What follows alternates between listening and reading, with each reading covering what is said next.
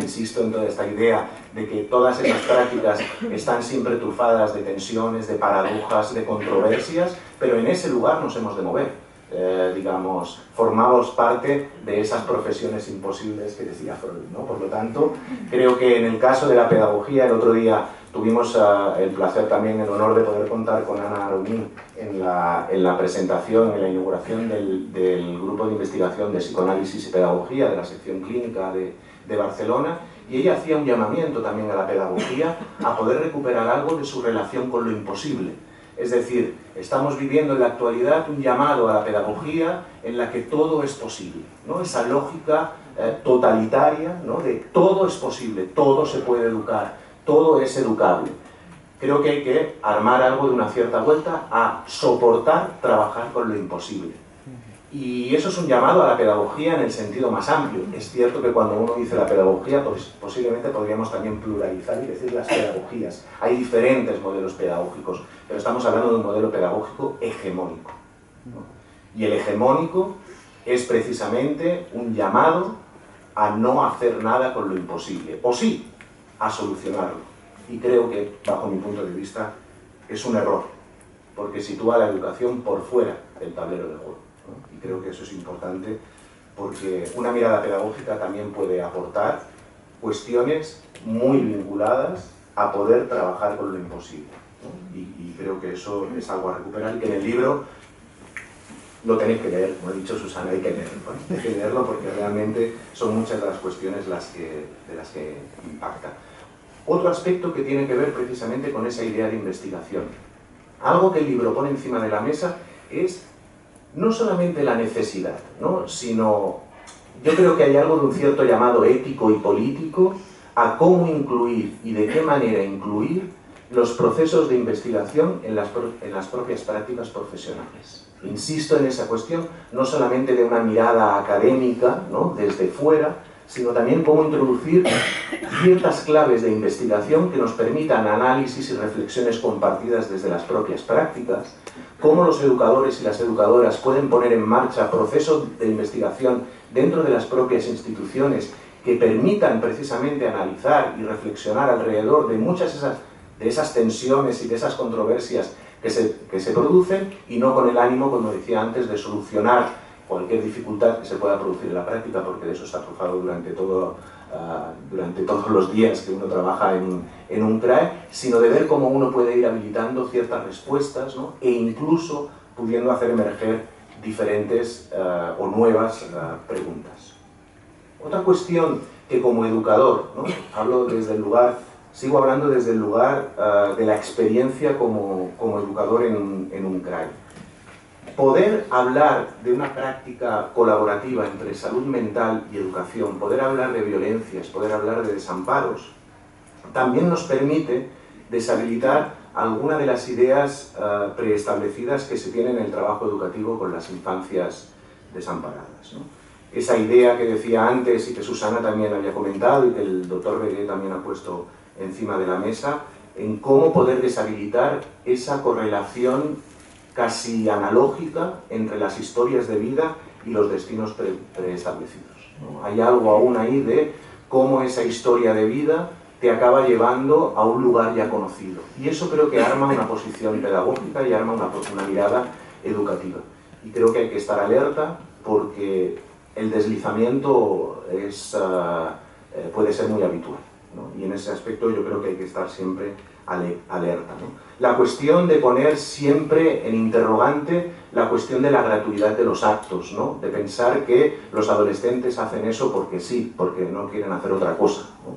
Sino que a veces son respuestas a ejercicios de violencias institucionales o situaciones que se producen en las propias dinámicas, en las propias prácticas. Poder preguntarse también qué de nuestra posición educativa ha de ser movido, no solamente mover la posición, en este caso, del sujeto de la acción educativa, ¿no? Sino también ser capaces de mover algo de nuestra posición pedagógica, de nuestra posición educativa, ¿no?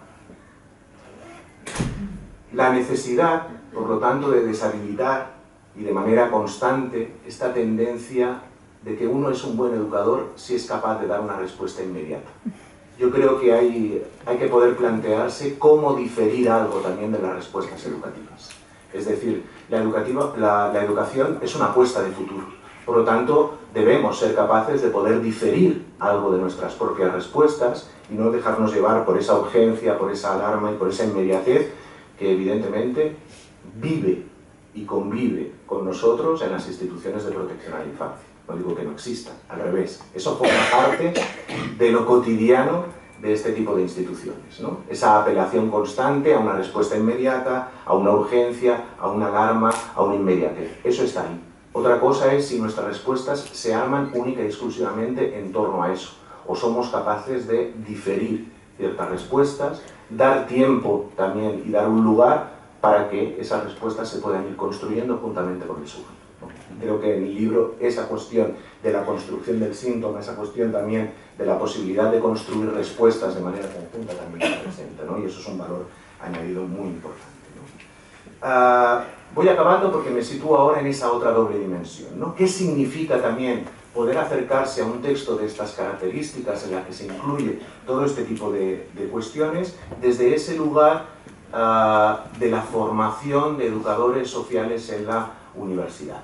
No voy a entrar en la actualidad de la universidad, antes con José Ramón comentábamos también, creo que todos estáis al tanto de las dificultades y de las situaciones y de hacia qué está impeliendo la universidad actual en relación a la formación de muchos de los profesionales, entre ellos a los educadores sociales, ¿no?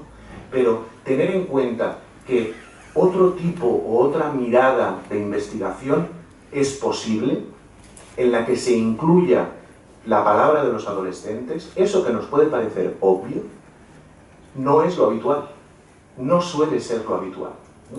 Entonces, te encuentras con la demanda constante de que esa palabra de los adolescentes esté tamizada por la palabra de otros profesionales, ¿no? Desde diferentes discursos y desde diferentes prácticas, ¿no? Por lo tanto, el hecho de incluir esos elementos de investigación que no son fáciles, no son nada fáciles, sino que son muy poliédricos, son muy difíciles, son muy complejos, como la cuestión de las subjetividades, la cuestión de los cuerpos, la cuestión del lenguaje. Son claves que posiblemente, desde la posibilidad de investigaciones pedagógicas, incluirlos como claves de trabajo, nos permiten también la posibilidad de hacer otro tipo de trabajo diferente, ¿no? Y me parece que es interesante como elemento de construcción de preguntas con un punto de partida muy fundamentado en la idea del no saber. Y eso es otra de las cosas que cada vez nos cuesta más en muchas de las instituciones, en este caso académicas, ¿no? Situar un lugar al no saber.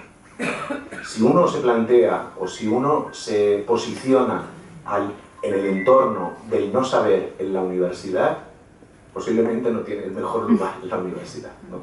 Hablar del no saber en la universidad ahora comporta riesgo, ¿no? Porque además significa huir de las lógicas actuales, ¿no?